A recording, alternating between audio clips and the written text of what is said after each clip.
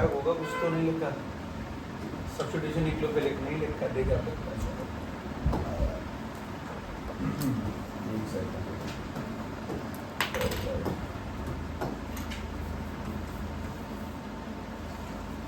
हाँ भाई ध्यान से लिखें।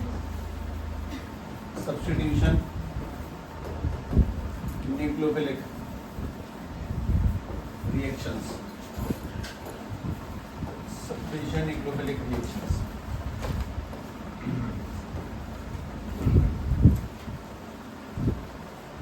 इसमें सबसे पहली प्राइमरी बेसिक सी बात, न्यूक्लियोफाइल के पहले तो एक बात बहुत ध्यान से सेट रखें, ये पुराना याद करें। कोई भी व्यक्ति बिना पुराना पढ़े इस जगह पे अगर आएगा तो कोई फायदा नहीं है, ठीक है। मतलब जीरो बेनिफिट है, कोई बेनिफिट नहीं है। तुम लोग ये पढ़ रहे हो, तुमने पुराना नहीं देख रखा, एटलीस्ट 100% ही होना चाहिए, कोई एटलीस्ट नहीं, ठीक है भाई। ध्यान से बात समझे। पहले इतना लिख लो क्योंकि ये वाली बात तो मैं समझ में नहीं आएगी फिलहाल, तुम बस इसको बस अपने कॉपी किताबों में इसे लिख रहे क्योंकि तरीका यही कहता है, बाकी अपन लोग देख लेंगे। हमारे पास में दो टाइप की रिएक्शन है, सब्स्टिट्यूशन एंड न्यूक्लियोफिलिक, शॉर्ट में लिख रहा हूँ न्यूक्लियोफिलिक यूनिमोलिकुलर, और अपने पास में जो एक पाई जाती है that is substitution nucleophilic biomolecular. Substitution nucleophilic biomolecular, पहले इस बात को ध्यान से लिखें। इसमें एक काम की बात और जाने, इसको हम लोग बोलते हैं SN1, ऊपर लिखना 1, ठीक, और इसको लिखते हैं SN2। हालांकि कहीं भी लिख सकते हो, उसमें कोई दिक्कत नहीं है, बराबर में ऊपर नीचे कहीं पे भी ध्यान से लिखें। इस कहानी को मैं सेट करता हूँ तो थोड़ा टाइम लगेगा इस कहानी को स्टार्ट करने में भी, अभी तो फॉर्मेलिटी ही चल रही है, ऊपर से ट्रेसिंग करनी चीज़ों की, उसके बाद में सेट करते हैं तरीके से, ठीक है। देखना बहुत काम के सिस्टम है, आगे तक बहुत काम आएंगे, बस तुम इसलिए नहीं पढ़ रहे हो कि बस तुम्हें इस चैप्टर में पढ़नी है, आगे भी लगातार इस्तेमाल होंगे। ध्यान ये रखें कि सब्स्टिट्यूशन यानी एक हटा के एक का लगना, और न्यूक्लियोफाइल यानी कि नेगेटिव का हटना और नेगेटिव का लगना। न्यूक्लियोफाइल नेगेटिव वाले चार्ज को कहते हैं, ठीक है। देखते हैं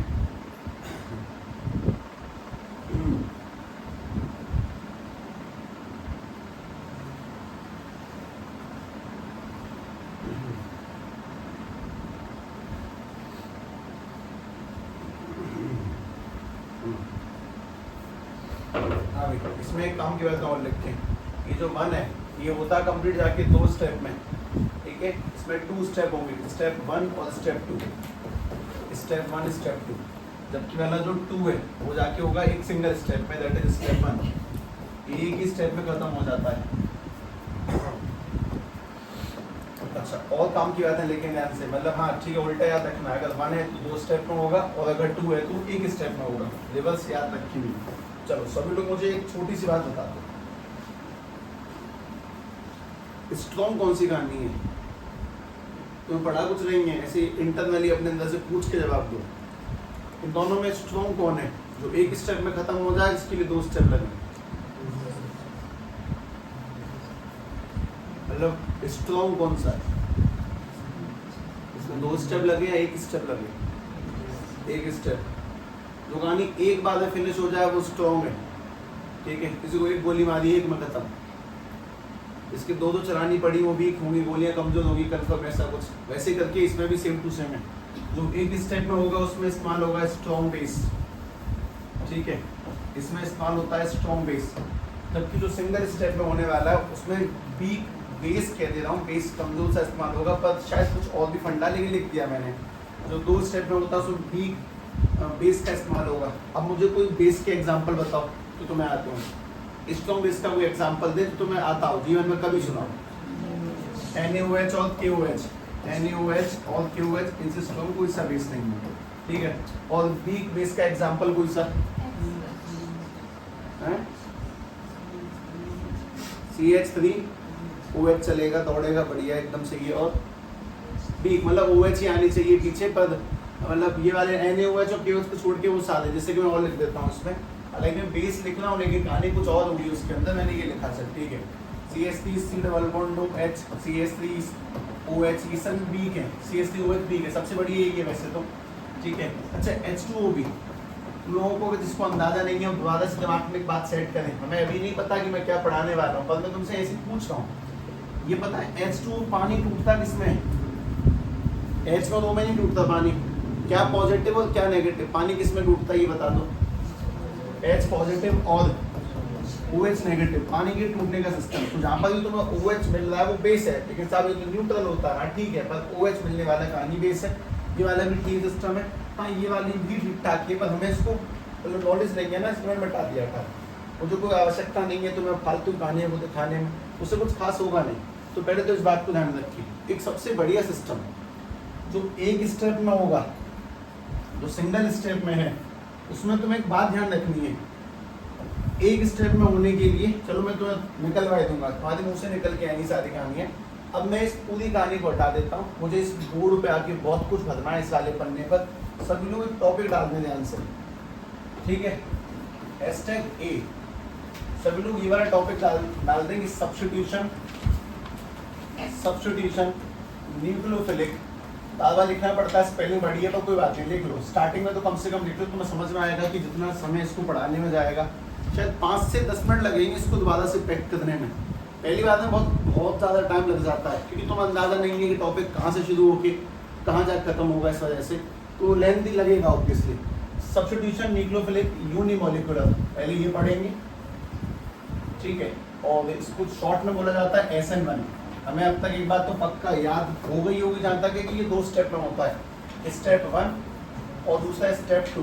अब स्टेप 1 क्या है वो सुनो। स्टेप 1 है फॉर्मेशन ऑफ कार्बोकैटायन। स्टेप 1 है formation of carbocation, formation of carbocation, ठीक है। कार्बोकैटायन जानते सभी लोग किसे कहते हैं? कार्बन पे क्या आना, पॉजिटिव चार्ज। कार्बोकैटायन यानी कि कार्बन पे आना पॉजिटिव चार्ज कॉल्ड कार्बोकैटायन। और स्टेप 2 है अटैक ऑफ न्यूक्लियोफाइल। अटैक का मतलब वो सेना लेके हमला करने नहीं आने वाला, सीधी सीधी बात है, वो छोटी मोटी बातें होंगी, लेकिन कुछ शब्दों में ऐसे बोला जाता है अटैक ऑफ न्यूक्लियोफाइल।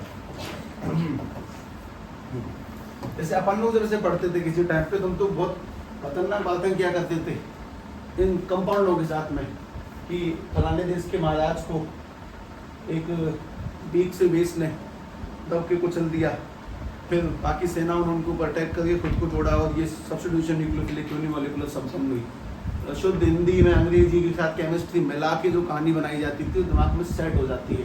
अभी बात है कोई बता नहीं सकता, क्योंकि ये अपनी अपनी अंडरस्टैंडिंग की कहानी है, लेकिन मैं समझता हूँ कि सिस्टम कैसे डील होगा, देखना तरीके से। सबसे पहले काम कीजिए, फॉर्मेशन ऑफ कार्बोकैटायन मतलब कार्बन पे पॉजिटिव आना। तो मुझे एक सवाल का जवाब दे सकते हो, कार्बन पे पॉजिटिव कब ज्यादा स्टेबल है? कार्बन पे पॉजिटिव सबसे ज्यादा स्टेबल कब है? 3 डिग्री होने पे। उससे कम स्टेबल कब है? और उससे कम 1 डिग्री। सबसे कम स्टेबल जब उस पर डिग्री ही ना हो। तो अगर पहला स्टेप कार्बोकैटायन का बनना है तो ये वाली जो रिएक्शन है वो सबसे तेज फास्टेस्ट, इसका ऑर्डर लिख रहा हूँ मैं, इसका ऑर्डर है किस स्पीड में रिएक्शन होती है, कब ज्यादा होगी कब कम होगी, तो ऑर्डर ऑफ रिएक्शन, ठीक है, वो समझे। इस रिएक्शन का ऑर्डर क्या है? इसका रिएक्शन है 3 डिग्री से, मतलब सबसे पहले 3 डिग्री, उससे कम 2 डिग्री, उससे कम 1 डिग्री, ऐसे करके। अगर रिएक्शन में मतलब 3 डिग्री कंपाउंड होगा तो जल्दी होगी, कार्बन पे अच्छा पॉजिटिव आएगा, 2 डिग्री में वीक थोड़ा सा टाइम लगेगा, 1 डिग्री में तो रिएक्शन प्रोसीड भी नहीं करेगी, 1 डिग्री में संभावना ही नहीं है। लेकिन बहुत देर हो गई, मैंने तो अभी तक कुछ रिएक्शन नहीं लिखी है, मैं लैंग्वेज में लैंग्वेज चलाए जा रहा हूँ, मैंने अभी तक बताया तक नहीं क्या रिएक्शन मैनेजमेंट तो क्या है, तो समझाता हूँ। चलो एक चीज़ ढूंढे जाके, ये तुम किस टॉपिक के अंडर में पढ़ रहे हो, फिर ढूंढे जाके देखो अपने मैप में जाके कि तुम किस टॉपिक के अंडर में पढ़ रहे हो, फिर लिखता हूँ।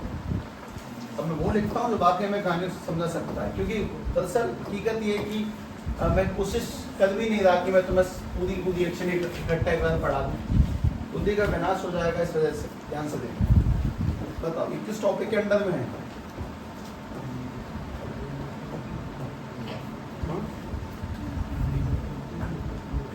Chemical properties of haloalkanes. तो यहाँ पे तुम्हें क्या रखना है फिर? हेलोएल्केन। उसकी रिएक्शन तुम्हें किससे करवानी? 2 स्टेप में तो किससे करवाएंगे? स्ट्रॉन्ग बेस से कि वीक बेस से? वीक बेस से इसकी करवानी है रिएक्शन। तो मैंने सबसे पहले हेलोएल्केन लिया CH3 CCH3 CH3 और यहाँ पे लगा दिया Cl। ये क्या डिग्री कंपाउंड है देख के बताओ? 3 डिग्री, क्योंकि जिस कार्बन से Cl अटैच है वो कार्बन 3 लोगों से अटैच है, 3 डिग्री। इसकी रिएक्शन मैंने करवाई किसी वीक बेस से, यानी कि मैंने वाटर की इस्तेमाल किया, हालांकि तुमने जो मैंने 2 लिखे उनका इस्तेमाल कर सकता हूँ। यहाँ पे इस्तेमाल करना है पोलर प्रोटिक सॉल्वेंट का, पोलर प्रोटिक सॉल्वेंट। अब क्या चीज है नेगेटिव थम पोलर प्रोटिक सॉल्वेंट। इससे होगा क्या वो सुनो, इससे होगा सबसे पहला स्टेप होगा फॉर्मेशन ऑफ कार्बोकैटायन। ऐसे तो मैं लिखना होता रिएक्शन में, फॉर्मेशन ऑफ कार्बोकैटायन। अपने दिमाग से सोचना है कार्बोकैटायन कैसे बनेगा, तो बताओ क्या जाने से। इसमें से Cl हटाओ और इस पे क्या आ जाएगा निकल के, पॉजिटिव चार्ज। तो ये निकल के आएगा CH3C पर पॉजिटिव। देखो बहुत गंभीर बात ये भी ध्यान रखिए कि कहानी तभी अच्छी समझ में आती है जब SN1 SN2 दोनों हो जाएंगे। उससे पहले ऑर्डर अच्छा लगता भी नहीं है पढ़ाई का, इस वाली कहानी का। तो ठीक है, इतना निकलना उसे निकलने दो। अच्छा बाहर क्या चला जाएगा, Cl नेगेटिव। तो ये तो बना सबसे पहला स्टेप कि इसमें से Cl टूट जाएगा। Cl के टूटने पे कार्बन पे क्या आएगा, पॉजिटिव, और Cl पे कैसा आ जाएगा, नेगेटिव। अच्छा दूसरा स्टेप क्या है, दूसरा स्टेप है अटैक ऑफ न्यूक्लियोफाइल। इसके अंदर होगा न्यूक्लियोफाइल का अटैक। चलो ध्यान से बताएं, इस H2 को तोड़ो पहले एक बार। H2 किस में टूटेगा, H2 किस में टूटेगा, वाटर किस में टूटता है, H पॉजिटिव और OH नेगेटिव। इसमें न्यूक्लियोफाइल कौन है, न्यूक्लियोफाइल पे खुद पे कैसे पाया जाता है, नेगेटिव चार्ज। तो न्यूक्लियोफाइल कौन है इसमें, OH नेगेटिव। तो पहला तो कार्बन पॉजिटिव आ चुका है, पहला स्टेप। और दूसरा स्टेप है ये इधर आके अटैच हो जाएगा, जुड़ जाएगा। अटैक का C एक की हटा के H लगा दो, बने अटैच, OH नेगेटिव अटैच होगा। तो तुम्हारे पास में फाइनली कंपाउंड क्या बनेगा वो देखना। साहब हम लोगों ने जब भी कभी CH3 Cl की रिएक्शन बाय द चांस अगर H2O से कराई तो वो भी किसकी वजह से, पोलर प्रोटिक सॉल्वेंट में, ये सस्पेंसेबल है। तो इसमें होना क्या है, इसमें सीधी बात है कि ये हटेगा। पहले स्टेप में कार्बन पे आएगा पॉजिटिव, और फिर दूसरे स्टेप में OH आके जगह जुड़ जाएगा। तो सामने कंपाउंड क्या बनेगा, CH3 फिर आ जाएगा OH, और प्लस में 2 लोग बचे रह गए, H पॉजिटिव और Cl नेगेटिव। तो ये बाहर निकल जाएगा, दैट इज HCl। और ये जो रिएक्शन है, इसी रिएक्शन को हम लोग SN1 रिएक्शन कहते हैं। ये रिएक्शन SN1। अब ध्यान से पूरी बात सुने। मेन रिएक्शन कौन सी है, ये जो नीचे लिखी है ये। इस मेन रिएक्शन में कौन से 2 स्टेप हुए। पहला स्टेप Cl हटके इस पे कौन सा आया चार्ज, पॉजिटिव। और पॉजिटिव आने का दूसरा स्टेप क्या हुआ, जो OH टूटा था वो इस पे जाके जुड़ गया। तो अगर तुम्हारे सामने ये रिएक्शन आएगी तो मैं लिखना तो यही है, और तुम्हें अपने अंदर ये पता होना चाहिए कि इसके अंदर 2 मेन काम कौन से हुए, Cl का हटना, उसका जुड़ना। ये 2 मेन स्टेप तुम्हें अपने दिमाग में पता होने चाहिए, इनको लिखवाने की नीड नहीं है। तुम्हारे ब्रेन में इस बात का एक अच्छा संचार जाना चाहिए कि अच्छा इसका हटना, पॉजिटिव आना, उसका जुड़ना, वो किस तरह से प्रोसीड करता है, उस बात को समझे। पहले इसको ध्यान से लिखें और मुझे उसको थोड़ा शार्प करने दो, ऐसे नहीं जाएगा मामला अच्छे से। इसको थोड़ा सा फिक्स करता हूँ, सेट करता हूँ तरीके से।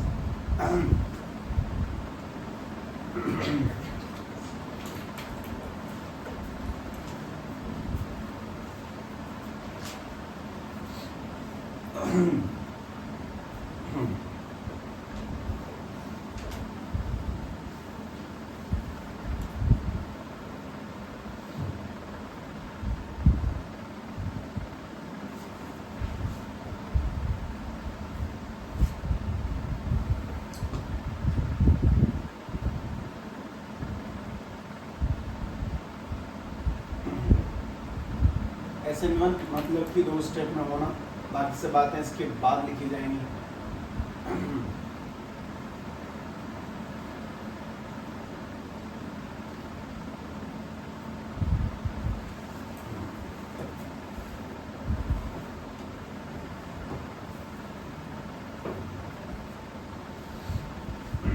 इस पूरी कहानी में सबसे मेन स्टेप कौन सा है,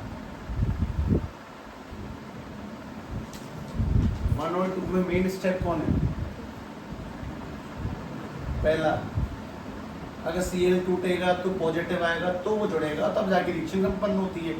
इस मेन स्टेप में टूटने के बाद में इस पे कितने मॉलिक्यूल, मतलब एक ही स्पीशीज है, एक पॉजिटिव चिपका हुआ है ऐसा मान लो, तो जिस पे एक मॉलिक्यूल है इसीलिए इसको यूनिमॉलिक्यूलर कहते हैं। अगली वाली में 2 मॉलिक्यूल आएंगे वो तभी समझ में आएगा, मतलब जब दोनों साथ चीज़ें कंप्लीट हो जाएंगी ना, उसके बाद दिखाई देगा दोनों में क्या डिफरेंस है। तो पेशेंस की कहानी है, मतलब मेरे अंदर तो पता है मुझे कि आगे मुझे क्या बताना है, इसमें दोनों में क्या डिफरेंस है, तुम्हें नहीं पता। इसे तुम पेशेंस के साथ में सारी बातों को ध्यान से सुनते समझते हो आगे चलते रहो। मामला भले 1-8% में भी समझ में आ रहा तो वो भी ठीक है, वो इकट्ठा 1 से 100 हो जाता है ऑटोमेटिकली। वो 1, 2, 3, 4, 5 ऐसे परसेंटेज ऐसे नहीं बढ़ती हैं, इकट्ठी होती है 1, ठीक। और जैसे दूसरा पढ़ेंगे सीधे 100।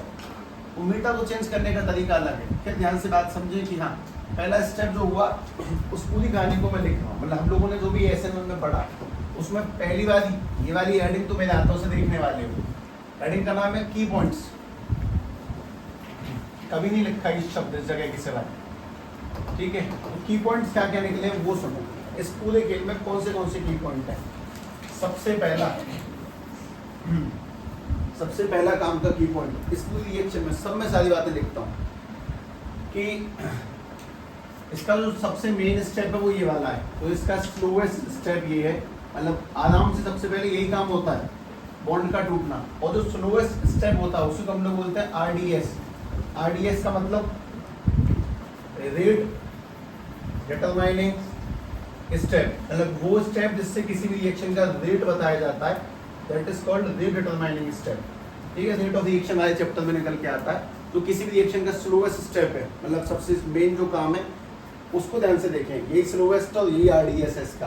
तो इसमें मैं एक बात लिख रहा हूँ, इन आरडीएस यानी कि rate determining step which is the slowest step, only one molecule is present, only one molecule is present, only one molecule is present, मतलब एक एलिमेंट ही प्रेजेंट है, one molecule is present, that's why it is called unimolecular, that's why it is called unimolecular। सबसे पहली काम की चीज तो ये unimolecular, ठीक। अच्छा, इसमें दूसरी काम की बात, लोगों ने एक सिंपल सवाल कभी पूछा होगा तो मन में आया नहीं, मैंने कोशिश तो करी, शायद तुम उसको पूछ लो, पर नहीं पूछा। सब पॉजिटिव आने के बाद में इस बात की क्या गारंटी कि Cl नेगेटिव इससे आकर नहीं जुड़ेगा, OH ही जाएगा। Cl कभी तो नेगेटिव है, पॉजिटिव टूटा तो Cl ही चिपक जाए, ऐसा क्यों नहीं हो सकता? नहीं हो सकता। उसका रीजन सुनो, ये जो पोलर प्रोटिक सॉल्वेंट है कहाँ गया ये, इसका एक ही मेन काम है, इसका मेन काम है टूटे हुए न्यूक्लियोफाइल को घेरना। जैसे टूटा जाएगा उसके चारों को कवर कर लेना, उसको वापस नहीं जाने देना। तो जो पोलर प्रोटिक सॉल्वेंट है, पोलर प्रोटिक सॉल्वेंट ये जो भी है पोलर प्रोटिक सॉल्वेंट, ये प्रिवेंट करेगा, prevent Cl negative to approach, prevent halogen to approach again, halogen to approach again. इसका मेन काम यही है कि हैलोजन को जाने ही नहीं देता, इसका मेन काम है इसको रोक के रखना, अप्रोच अगेन, ये उसको उस जगह तक पहुंचने नहीं देगा, ठीक है। ध्यान से बात समझें। कुछ ऐसा मान लो कि Cl नेगेटिव जब टूटेगा तो Cl नेगेटिव को पानी के मॉलिक्यूल्स उसको चारों ओर से ऐसे करके घेर लेंगे, OH, ये पानी का मॉलिक्यूल लिखने का तरीका, ये L बनाना, ये ग्रेटर देन के साइन। Cl नेगेटिव को पानी के मॉलिक्यूल घेर लेते हैं, तो जो घेर सकते हैं उनको पोलर प्रोटिक कहते हैं, जो प्रिवेंशन कर सुरक्षा कर सकते हैं, ये वो सिपाही Cl नेगेटिव को जाने नहीं देंगे और खुद टूटेंगे और OH को वहाँ पर पहुँचाएंगे। तो इसका भी एक मेन रोल है। इसमें और काम की बातें सुने ध्यान से, इसमें पॉइंट नंबर C देखना। पहली बात कि रिएक्शन कौन से कहानी में होती है, किस किस तरह से होती है, ठीक है। दूसरी काम की चीज, ये रिएक्शन एक्सोथर्मिक होती है, मतलब कि में हीट निकलती है, जिनमें हीट निकलती है ऐसी रिएक्शन लो टेम्परेचर फेवर्ड होती हैं, मतलब प्रेफर्ड लो टेम्परेचर। इनको कम तापमान पे करना चाहिए, ज़्यादा हीट नहीं देनी चाहिए, प्रेफर्ड लो टेम्परेचर, ये कम टेम्परेचर पे होती हैं। इस बात को ध्यान से लिखें, ये सब एक्सोथर्मिक रिएक्शन है, ये वाली भी अगली वाली भी, सभी के लिए तापमान की वैल्यू कम होनी चाहिए, ठीक है। इस चीज़ को ध्यान रखें। उसके बाद में अगली जो बात निकल के आती है दैट इज, मतलब पहले तो ये सारी कहानियाँ कि इन सबका क्या मेन रोल है कि सब यूनिमोलिकुलर क्यों है, क्योंकि यहाँ पे एक मॉलिक्यूल प्रेजेंट था आयन वाला Cl नेगेटिव, उसकी वजह से वो यूनिमोलिकुलर है। पोलर प्रोटिक का मेन काम क्या है, किसी को वापस जाने से रोकना। और अगली काम की बात ये एक्सोथर्मिक रिएक्शन है। पहले इस कहानी को सेट रखें। अभी इसमें कुछ 5-6 पॉइंट और निकलेंगे, वो भी ध्यान से देखें। 4 निकलेंगे एग्जैक्टली। तो वैसे स्टार्टिंग में लोडेड लगता है सब, ये तो मतलब बहुत खतरनाक टॉपिक, ऐसा है नहीं।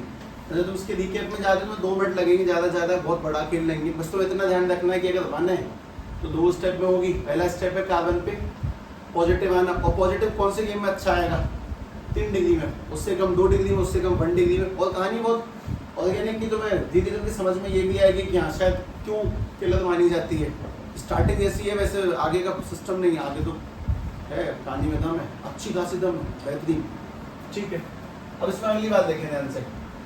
अगली बात है factors affecting rate of reaction. Point डाले प्रॉपरली तरीके से, मतलब कि मैं इसको 3 पार्ट में डिवाइड करता हूँ। ये तुमने यहाँ पे देखा एस्ट्रिक फर्स्ट, जिसमें तुमने रिएक्शन को ध्यान से पढ़ा।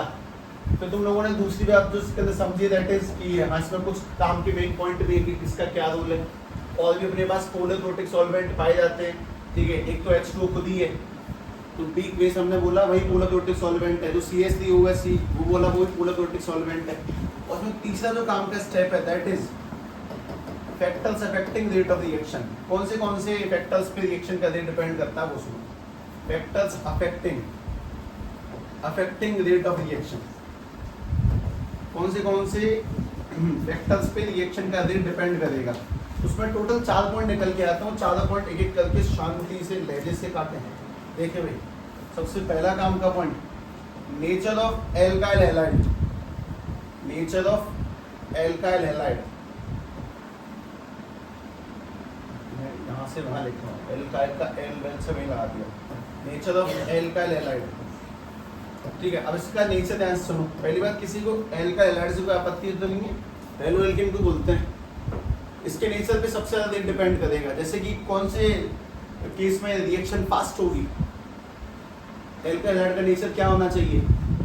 3 डिग्री, उससे स्लो क्या हो इसमें होगी 2 डिग्री, उससे कम 1 डिग्री में, उससे कम मतलब होने नहीं है रिएक्शन ऐसा कुछ, दैट इज 0 डिग्री। अब 0 डिग्री कंपाउंड में तो पहली बात दिखाऊंगा, ध्यान से बात समझें। सबसे पहली बात तो नेचर ऑफ एल्काइल हैलाइड, मतलब कि ये कि अगर डिग्री अच्छी होगी, degree is proportional to the rate of SN1, मतलब अगर उसकी डिग्री अच्छी होगी, ज़्यादा होगी, तो रिएक्शन का रेट भी ज़्यादा होगा। सीधी सीधी बात ये, मतलब सबसे जो कम होगी रिएक्शन, जैसे इसमें लिखा मैंने CH3, C के ऊपर CH3, नीचे भी CH3, यहाँ पे लगा दिया Cl।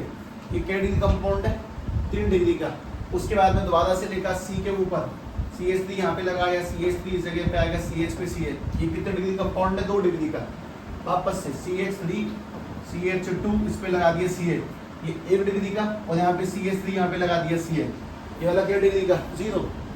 यहाँ पे कोई डिग्री नहीं है। जिस कार्बन से हाइड्रोजन अटैच है वो कार्बन किसी से अटैच ही नहीं है। यहाँ पे जिस कार्बन से हाइड्रोजन अटैच है वो कार्बन एक आदमी से अटैच है, तो 1 डिग्री। तो ये वाला 3 डिग्री हो गया, ये वाला 1 डिग्री हो गया, 2 डिग्री, और ये वाला 1 डिग्री। और इसमें कुछ लिखता नहीं है, 0 नहीं लिखा जाता। तो काम की बात है कि रिएक्शन फास्टेस्ट किस में होगी? 3 डिग्री में, उससे कम 2 डिग्री में, उससे कम 1 डिग्री में, सबसे कम ऐसे कंपाउंडों में जहाँ पे कार्बन से कुछ अटैच ही नहीं है। तो ये वाली बात समझो। और उसका रीजन क्या लगेगा? उसका एक सिंपल सा रीजन है, स्टेबिलिटी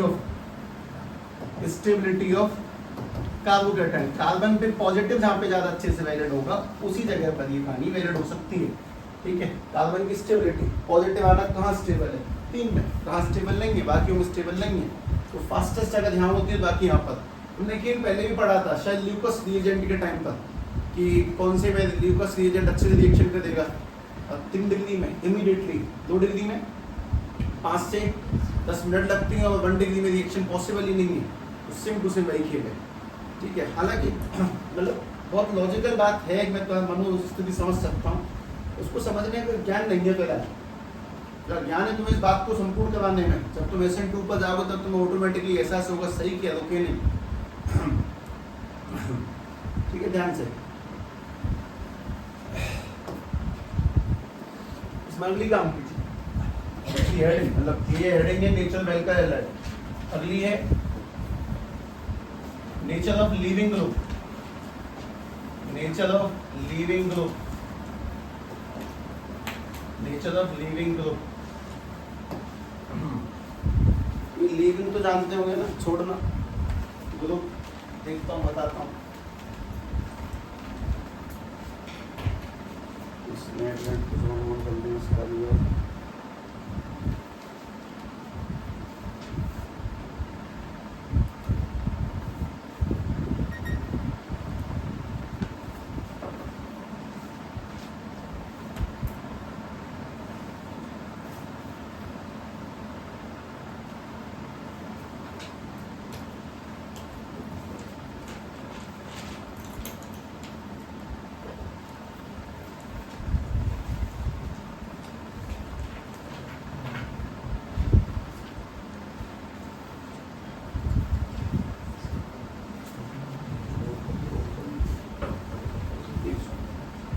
हाँ भाई, लीविंग ग्रुप में बात समझे। पहली बात ये बताओ, तुम्हारे पास में 4 हाइड्रोजन कौन से थे? Chlorine, chlorine, bromine, iodine. सबसे ज्यादा खींचने की ताकत किसकी है? क्लोरीन की। उससे कम किसके? क्लोरीन की। उससे कम ब्रोमीन की। उससे कम जल्दी कौन छोड़ जाएगा? जैसे यहाँ से अगर नंबर आया सब Cl को निकालने का, यहाँ से नंबर आता Br को निकालने का, यहाँ पे नंबर आता आयोडीन को निकालने का, नंबर आता F को निकालने का, सबसे जल्दी छोड़ के कौन जाता है? आयोडीन। उससे मुश्किल से कौन मानता? ब्रोमीन। उससे मुश्किल से क्लोरीन। और सबसे मुश्किल से कौन मानता? क्लोरीन, क्योंकि वो बहुत छोटा है, हाईली इलेक्ट्रोनेगेटिव है। तो सेम बात, अगर कार्बन की चेन है I, इसमें जुड़ा हुआ आयोडीन, इसमें जुड़ा है Br, इसमें जुड़ा है Cl और इसमें जुड़ा है Rf, मतलब फ्लोरीन अटैच है। तो मैं एक बात शायद पुरानी याद कर लेता हूँ कि ये लिखा भी फ्लोरीन, क्लोरीन, ब्रोमीन और आयोडीन। इन सब में सबसे बड़ा साइज किसका? आयोडीन का। यानी कि अगर देखा जाए कि सबसे कम अट्रैक्शन फोर्स कौन लगाएगा? आयोडीन। तो जल्दी कौन छोड़ेगा? आयोडीन। तो इसीलिए जो ऑर्डर है वो सबसे जल्दी जाने का इसका होगा। और जैसे ही आयोडीन जाएगा, इस पे कौन सा चार्ज आएगा निकल के? पॉजिटिव। तो फास्टेस्ट होगी I की केस में, उससे स्लो हो जाएगी Br की केस में, उससे स्लो Cl में, उससे स्लो F की केस में। इस बात को थोड़ा ध्यान से रखें कि ये सवाल जनरली यूं आ जाते हैं, सिंपल सिंपल से। मैंने ये लिख दिया भाई CH3 CH3 CH2 Br, CH2 नहीं आएगा, CH पे Br। सेम टू सेम मैंने इसी में CH3 CH3 CH पे लगा दिया Cl, वापस CH3 CH3 पे लगा दिया आयोडीन और यहाँ पे लगा दिया CH3 CH के ऊपर CH3 पे लगाया क्लोरीन। तो नॉर्मली इनकी नंबरिंग दे दी जाती है, सब मान लेते हैं कि इनकी नंबरिंग ये वाला A कंपाउंड है, ये वाला B कंपाउंड है, ये वाला C है और ये वाला D है। तो सवाल है कि इनको अरेंज करो decreasing order of SN1 reaction, decreasing order of SN1 reaction. SN1 के ऑर्डर में डिक्रीजिंग ऑर्डर में लिखना है, ठीक है। सबसे तेज कौन करेगा? ABCD में सबसे तेज कौन है? कौन है जल्दी करेगा? जो सबसे फास्टेस्ट कौन सा है? C। उससे स्लो कौन सा करेगा रिएक्शन? Decreasing order. उससे कम कौन सा? Br। उससे कम Cl। और सबसे स्लो कौन सा रिएक्शन करेगा? D, यानी कि फ्लोरीन वाला। तो ऐसे करके नॉर्मली सवाल पूछ ले जाते हैं। अब जिन्होंने पढ़ाई नहीं है कि SN1 है क्या, तो ऑर्डर क्या लगाएंगे? तो बेसिक सी जानकारी वाली बात ये कि अगर ऑर्डर देखा है तो 3 डिग्री में फास्टेस्ट, 2 डिग्री में ये सब 2 डिग्री कंपाउंड है। लेकिन अगर सब 2 डिग्री है तो उसमें भी डिपेंड करेगा कि कौन सा ग्रुप इसकी जगह पर अटैच है। ये बहुत काम की चीज़ है। इसी में अगला पॉइंट निकल के, that is nature of solvent. Polar protic solvent होना चाहिए, उसके बिना पॉसिबल नहीं है। इसमें कुछ पॉइंट नहीं अरेंज करे जाएंगे, पर ध्यान से लिख के छोड़ देना। तीसरा पॉइंट है दैट इज सॉल्वेंट। और सॉल्वेंट हमेशा कौन सा होना चाहिए? Polar protic solvent. हम लोगों ने ये जो बेस के एग्जांपल लिखे तो सभी के सभी पोलर क्लोटिक सॉल्वेंट ही थे, ये भी सेट कर लें। अगर ये नहीं होगा तो काम नहीं बनेगा। पोलर क्लोटिक का एक ही मेन काम है, घेरना, वो वापस से रिएक्ट ना करे, उससे जाकर उसको रोक देना ही पोलर क्लोटिक सॉल्वेंट का मेन काम है। ये बातें तरीके से सेट करते हुए चले तो मैं समझ में आएगा कि इस रिएक्शन में उस रिएक्शन में कंपाउंड सेम है, आंसर सेम है, बस करने का तरीका अलग है, जिसके बाद इंटरनल नॉलेज होनी चाहिए और कुछ नहीं। ये नॉलेज के लिए बढ़ा जाता है। पेपर में बिल्कुल ऐसे छापने को नहीं बोला जाता कि प्रॉपर लिखिए आओ ऐसे बन जाके, ना तरीके से देखें, अंडरस्टैंडिंग अच्छी करनी है। तो ऐसे नहीं होगी, वो दोनों बातें पढ़ने के बाद ही होगी। अब तुमने जिस ऑर्डर में ये पढ़ा है, ठीक इसी ऑर्डर पढ़ोगे SN2, मतलब पहले हैशटैग फर्स्ट, फिर सेकंड और फिर थर्ड, सेम टू सेम इसी ऑर्डर में अगला वाला। देखो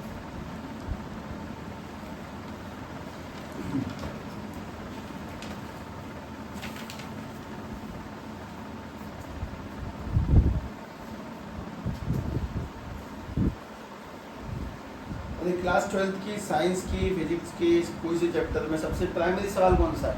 लोग को जल्दी बोलते क्या पूछ सकता है?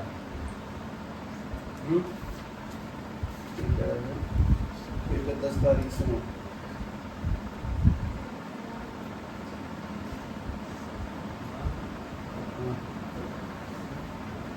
10 सितंबर आती है जल्दी। हाँ भाई, 10th क्लास के देखो सबसे कॉमन सवाल क्या है? अगर किसी अलग से 10th क्लास तो मैं सामने कोई आ जाए, शायद बन से क्या पूछूं सबसे पहले? जवाब में खुद ही नहीं आते, हम क्या पूछेंगे?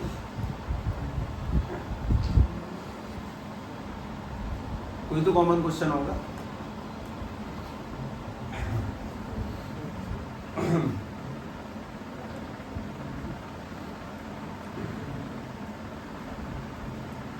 ये बहुत कॉमन सवाल है, व्हाट इज ओम्स लॉ? बहुत कॉमन सवाल है, इस पर ध्यान से। ओम्स लॉ पता क्या है? रिफ्लेक्शन और रिफ्लेक्शन फर्क बता दो। बहुत नॉर्मल। लेंस और मिरर में क्या अंतर होता है, उस पर पहले अपनी आंखें चढ़ा लेते हैं। लेंस और मिरर में क्या डिफरेंस हो सकता है? पर होता है डिफरेंस। मिरर में भाई लाइट टकरा के वापस लेंस में हाथ पर चली जाती है, यही डिफरेंस है रिफ्लेक्शन रिफ्लेक्शन में। लोग ये भी नहीं बता पाते तो फिर मन नहीं करता उससे आगे कुछ पूछने का, तो कोई बात नहीं, होकर फिर अच्छा छोड़। Same to same SN1 SN2 बहुत प्राइमरी सवाल है ऑर्गेनिक पहले चैप्टर में से। SN1 मतलब ऐसे नहीं पूछते कि SN1 SN2 पूरा एक्सप्लेन तुम मतलब खड़े हुए पे तुम स्टार्ट करने लग जाओ 10-15 मिनट तक। दोनों सवाल होता है, what is SN1 SN2? SN1 2 step में होती है, कार्बन पॉजिटिव आना, फिर अटैक ऑफ न्यूक्लियोफाइल, और ऑर्डर 3 2 1 होता है। जबकि SN2 एक स्टेप में होती है, उसमें बीक पे से लेते हैं ऑर्डर 1 2 3। बस खत्म, इतना ही। हाँ, बोलने में इतना ही है, दरअसल है ही इतना। ठीक है, इतना उधर ड्रामा नहीं लगाना होता है कि बात नहीं बतानी होती कि ऑर्डर से ऊपर से लेके नीचे तक। कोई कहता दिन दे रुक जा, फिर भी बताए जा रहे हैं, नहीं बैठते ही बोलना होता है कितने स्टेट में होगी, किसकी प्रेजेंस में होगी और क्या ऑर्डर होता है। ठीक है, अटैक ऑफ न्यूक्लियोफाइल बस मेमोरी में याद रखनी होती है, वो पहली बार में तो ऑब्वियसली बड़ा लगेगा। ठीक है, अब मैं तुम्हें दूसरा पॉइंट दिखाता हूँ। दूसरा पॉइंट है सब्स्टिट्यूशन न्यूक्लियोफिलिक बाइमोलिकुलर। क्योंकि तुम इतना पचा नहीं पाओगे कल तक कि यार मैं तुमसे कह दूं कि यार रुक जाओ, ये वाला कल पढ़ेंगे, आज इसी को डाइजेस्ट कर लो। डाइजेस्ट तभी होगा जब दोनों बातें सामने आ जाए इकट्ठे। बाइमोलिकुलर, ठीक है, यानी कि SN2 पहली बार कितने स्टेप में होगा? सिंगल स्टेप में। उसका सिंगल स्टेप है वो क्या, वो सुनो, ये सिंगल स्टेप में होती है। पहले वाले में 2 स्टेप थे, पहला अटैक ऑफ नहीं, पहला था फॉर्मेशन ऑफ कार्बोकेटाइन और दूसरा था अटैक ऑफ न्यूक्लियोफाइल। यहाँ पे पहला ही स्टेप अटैक ऑफ न्यूक्लियोफाइल, सीधा अल्लाह बोल डायरेक्ट अटैक ऑफ न्यूक्लियोफाइल, ये डायरेक्ट स्टेप है। अब कैसे क्या होना है वो तुम्हें तरीके से सुनना ही पड़ेगा और कोई तरीका नहीं है, इसका नहीं पेशेंस रखना ही होगा। मतलब उसमें भी हिम्मत होनी चाहिए इन बातों को इकट्ठा रखने की। बस उसी की वजह से तुम इसको इकट्ठा पढ़ रही हो, दोनों चीज़ें इकट्ठा ही देखेंगे सामने से। ठीक है भाई, सबसे काम की बात उसमें लिखी थी, इसमें भी लिखता हूँ, सेम टू सेम लिखूंगा। इसमें ऑर्डर, इसमें कार्बन का कैटायन बनना तो इम्पोर्टेंट रहेंगे, सीधा अटैक होना है।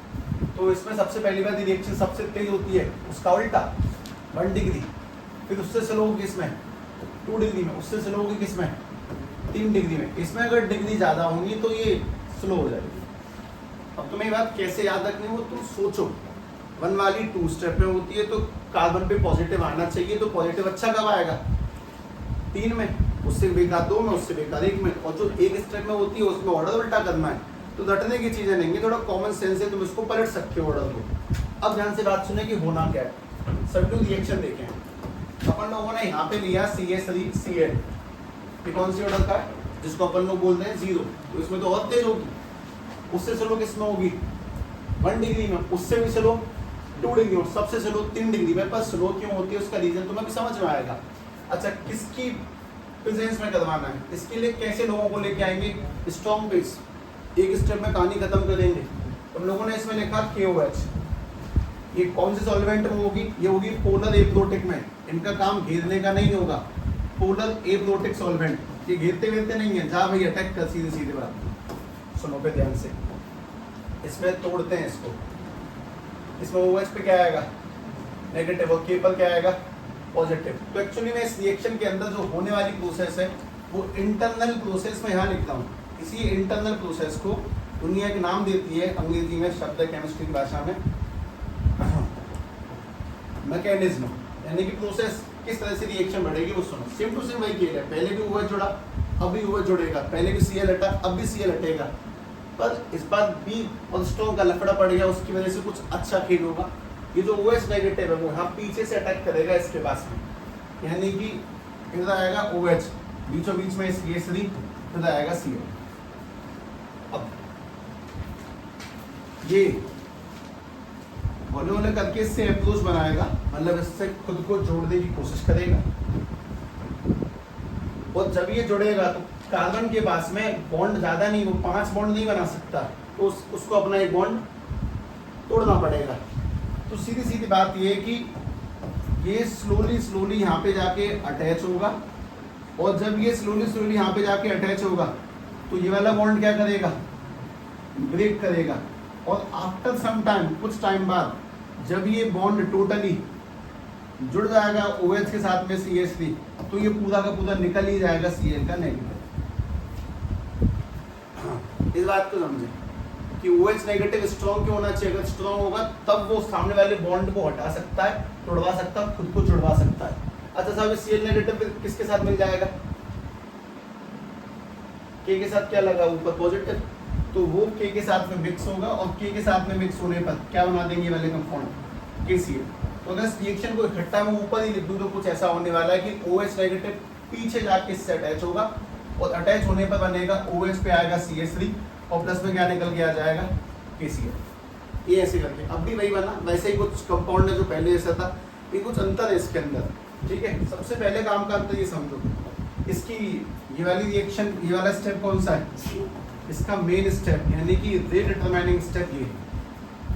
इसका स्लोएस्ट स्टेप यही है, बॉन्ड का टूटना, एक का टूटना और एक का जुड़ना।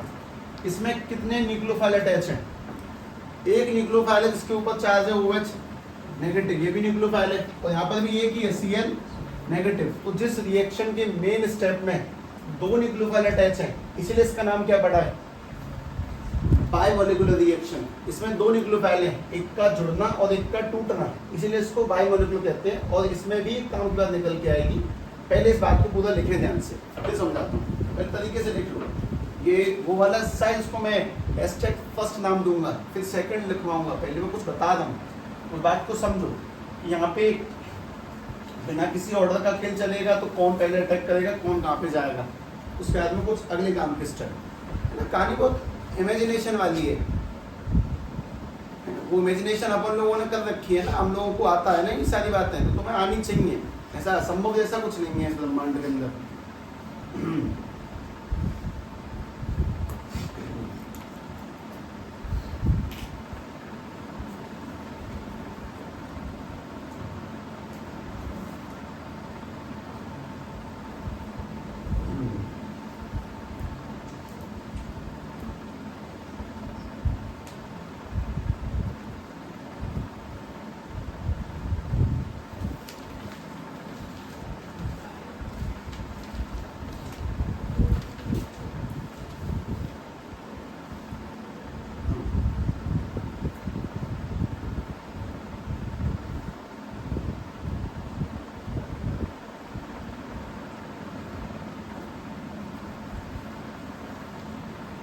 ठीक है, इसमें दोबारा से साइड में डालें, साइड में ये वाली बात देखो।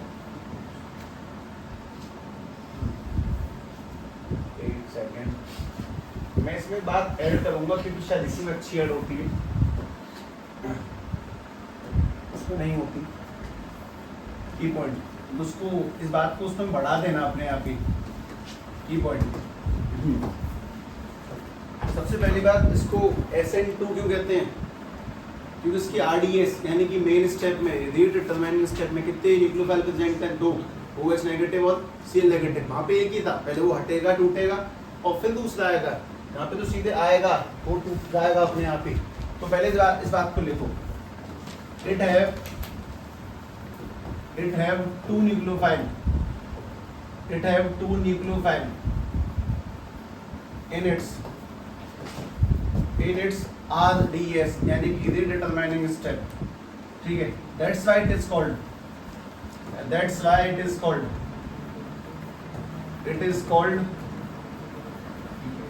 बाइमोलिकुलर। पूरा नाम नहीं लिखा मैंने, हालांकि पूरा नाम शॉर्ट SN2 हो जाएगा, सब्स्टिट्यूशन न्यूक्लियोफिलिक बाइमोलिकुलर, इसीलिए बोला जाता है, ठीक है। इसमें अगली काम की बात ये, उसमें ध्यान से देखें, उसमें दूसरा स्टेप क्या लिखा है वही लिखूंगा।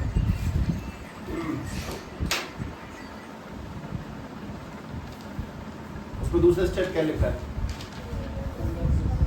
पोलर, दूसरा ये थोड़ी लिखा है, ये लिखा है पोलर एब्जोटिक, तो इसमें भी यही है, इसमें पोलर एब्जोटिक सॉल्वेंट है। पोलर एब्जोटिक का काम घेरना नहीं है, क्यों घेर के क्या करेंगे, जाने ही नहीं देंगे तो रिएक्शन हो कैसे, जा भाई सीधे खुला है तो जा घुस जा उसमें बेजालों की तरह तोड़ दे इस कंपाउंड को, डायरेक्ट बात ये तो सीधा अटैक हो जाएगा उसके अंदर।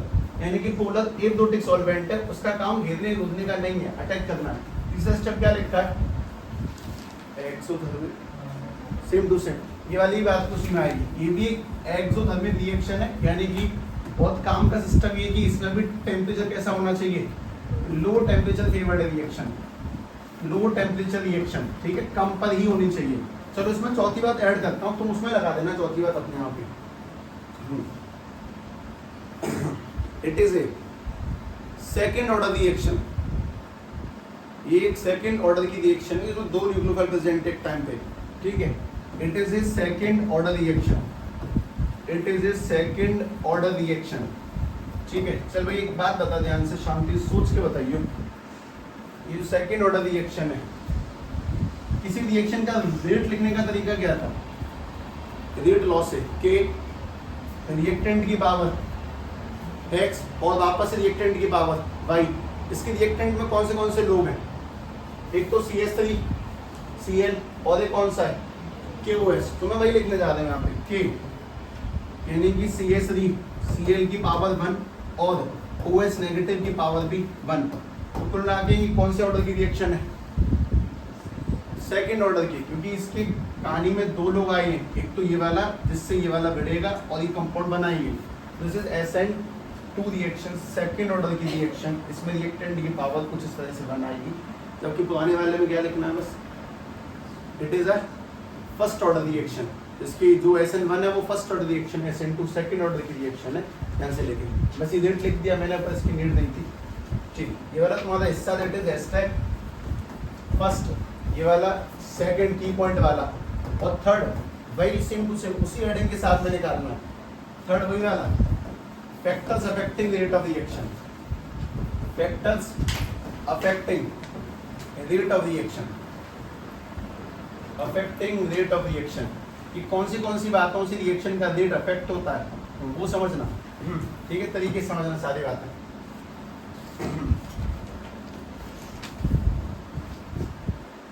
सबसे पहला क्या लिखा है उसके अंदर, तो सेम टू सेम यहाँ पर भी nature of alkyl halide, nature of alkyl halide, सबसे पहला नेचर ऑफ एल्काइल हैलाइड, ठीक है। उसमें रिएक्शन फास्टर किस में होती है, 3 डिग्री में, यहाँ पे किस में होगी, क्यों,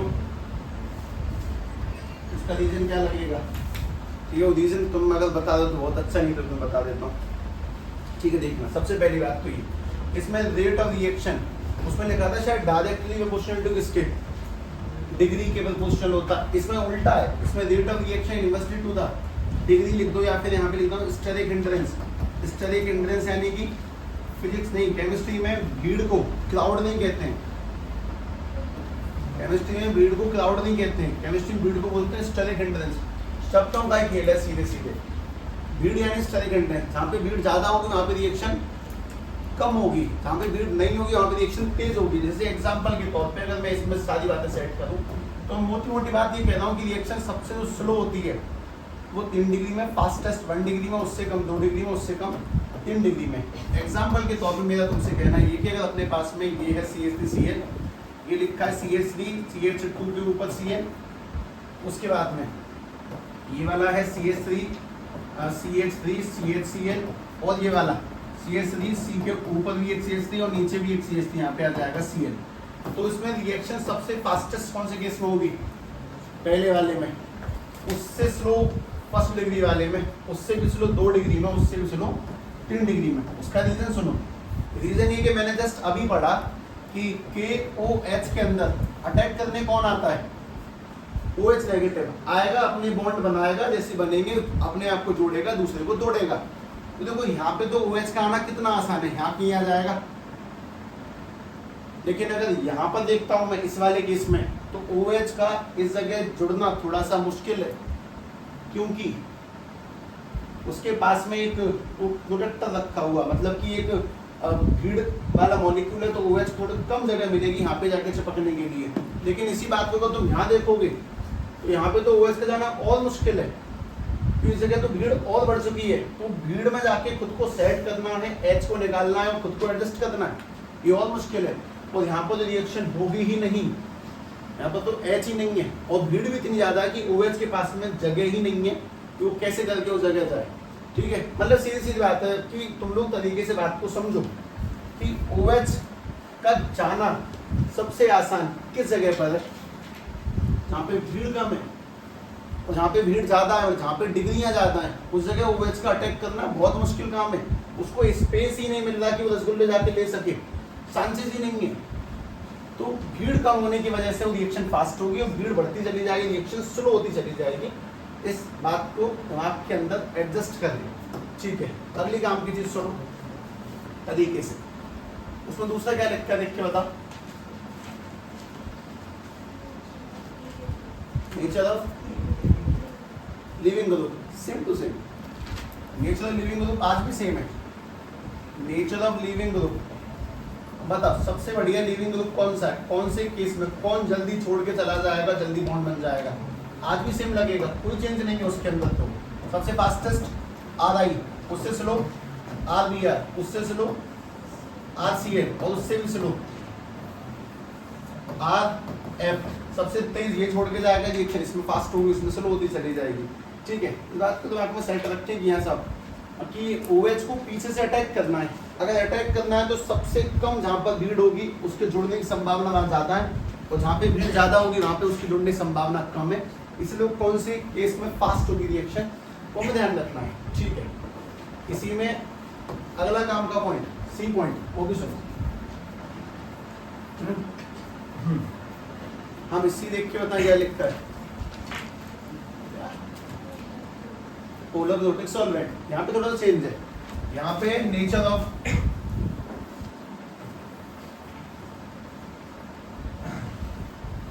nucleophile, nature of nucleophile.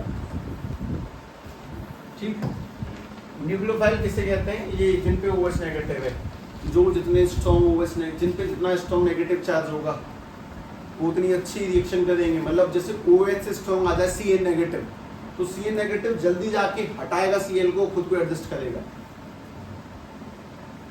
Cn negative Cl को हटाएगा, खुद एडजस्ट करेगा। मतलब जाने के मेरे दिमाग में कल्पना काफी अच्छी हो जाती है, अब वो तुम्हें सेंसिबल लगे ना लगे।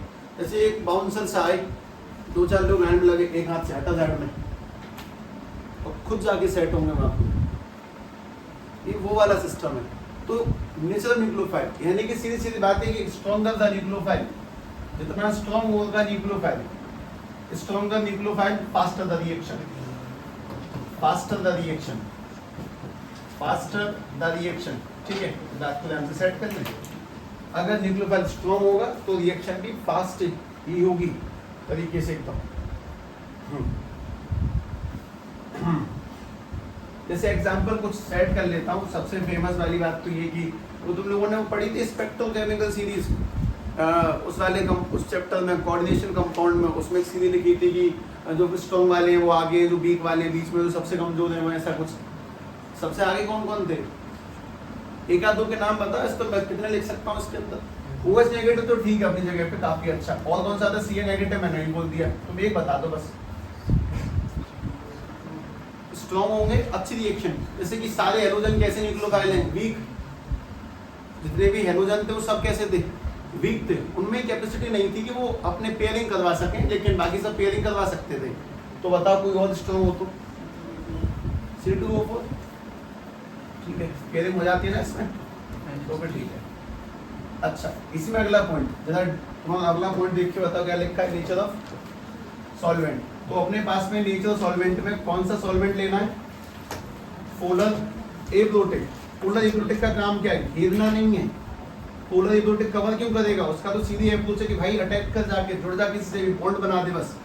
पोलर एब्रोटिक, क्या हमें पोलर प्रोटिक के एग्जांपल पता है? हाँ, जो मैंने कंपाउंड लिखे थे H2O, वो रिएक्शन भी करता है, वो पोलर प्रोटिक भी है।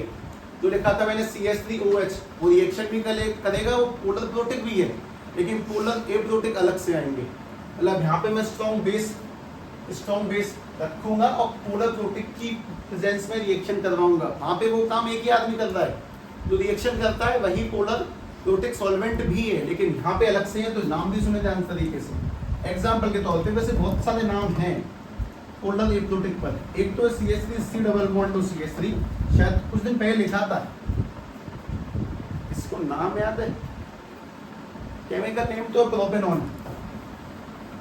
प्रोपेनॉन एक और केमिकल नेम है, मतलब कॉमन नेम एसिटोन, ठीक है। DMSO, DMF डाइमिथाइल, SO क्या होता है, SO2 सल्फर ऑक्साइड, और DMF डाइमिथाइल F यानी कि फ्लोरीन फ्लोराइड, ठीक है। तो वो नीड नहीं है तो मैं इनके नामों को जानने के बाद DMSO DMF लिख दोगे तो समझदार व्यक्ति अपने आप समझ जाएगा कि कौन सी दवाई चल रही है मेडिकल पे। वो हमें समझ थोड़ी आता है, मेडिकल वाले तो पढ़ किस्म किस्म दे देगा ये वाली। तो बस तुम्हें याद रखना है डाइमिथाइल सल्फर ऑक्साइड और ये डाइमिथाइल फ्लोराइड, ये सभी पोलर एप्लोटिक सॉल्वेंट है। कहीं पर भी अगर तुम्हें ये दिख जाए तो सीधी सीधी बात है कि वो कौन सी रिएक्शन है, SN2 कितने स्टेप में होगी, एक स्टेप में। तो स्ट्रॉन्ग की वीक, स्ट्रॉन्ग, और इसमें मोस्ट इंपोर्टेंट की अटैक पीछे से करेगा तो ऑर्डर कैसा होना चाहिए, हल्का, अच्छे से अटैक होगा। अच्छा, अब जब बात ये चली रही है तो एक छोटी सी बात और सुनिए। इसी में ये वाला जो कंपाउंड तुम्हें मिला OH, ये OH कहाँ से अटैक होके आया, पीछे से। जब पीछे से अटैक करके कंपाउंड मिलते हैं, मतलब उल्टे मिलते हैं कि हमारा Cl आगे लगा था लेकिन OH पीछे लगा है, तो this is called inversion. It gives this process is called inversion. This process is called inversion. This process is called inversion. मतलब कि इन्वर्जन हुआ है, उल्टे कंपाउंड मिलते हैं। इस वाले केस में, इस वाले केस में इन्वर्जन होगा, मतलब कि हमारा जो मेन Cl आगे जुड़ा था OH पीछे जुड़ेगा। इन्वर्जन होगा SN2 वाले केस में, उल्टे कंपाउंड मिलते हैं। अच्छा साहब, क्या SN1 में होगा इन्वर्जन, उसमें पीछे जुड़ते हैं कि आगे जुड़ जाते हैं?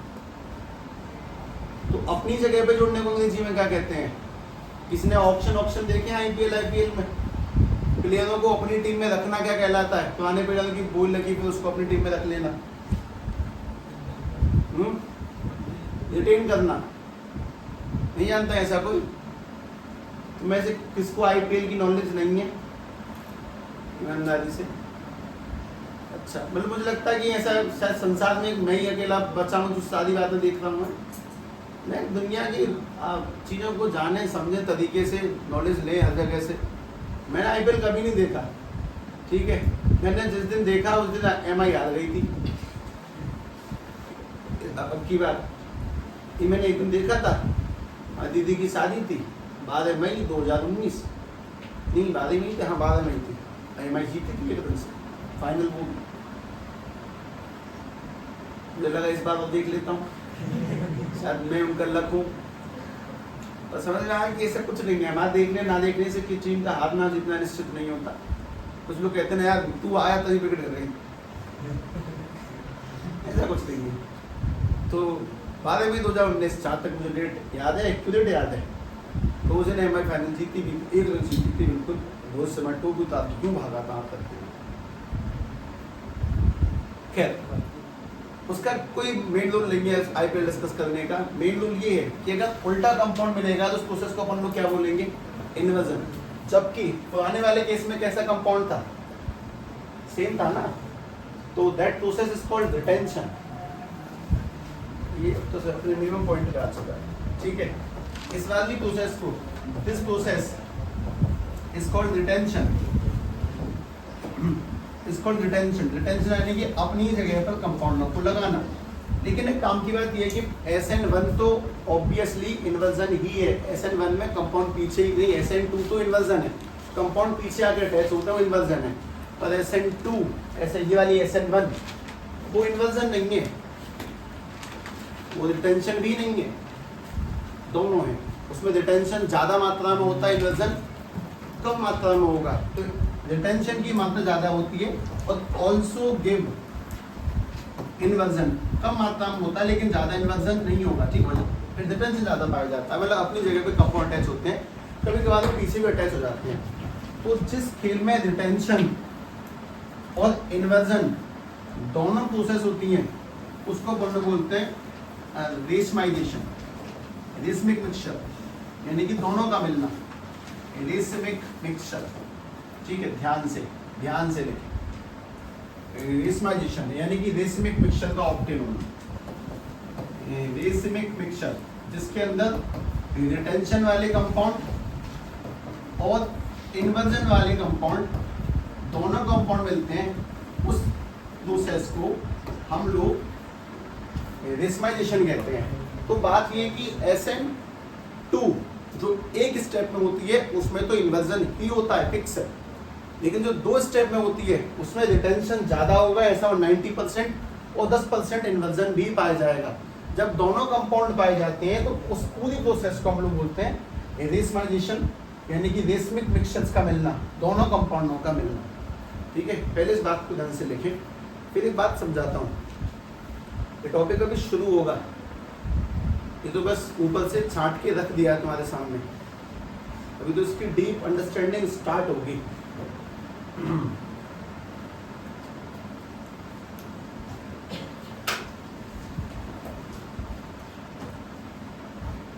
ठीक है, अब अगला टॉपिक डालें, हेडिंग डालें।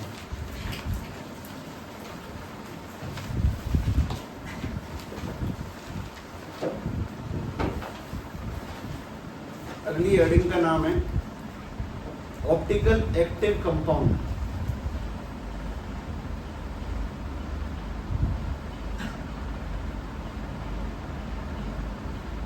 ऑप्टिकल एक्टिव कंपाउंड, इसमें कुछ काम के शब्द सुन लो जो हम लोग पढ़ेंगे, लिखना कुछ नहीं है उसमें से, सुन लो, सुनाना बहुत इंपॉर्टेंट है। हम पढ़ेंगे इसमें dextral rotatory, levo rotatory, chiral carbon, enantiomers, diastereomer, retention, inversion और रेशमाइजेशन। ये कुछ 5-7 बातें पढ़नी है इसके अंदर। वापस बोलता हूँ, dextral rotatory, levo rotatory, enantiomer, diastereomer, retention, inversion, रेशमाइजेशन।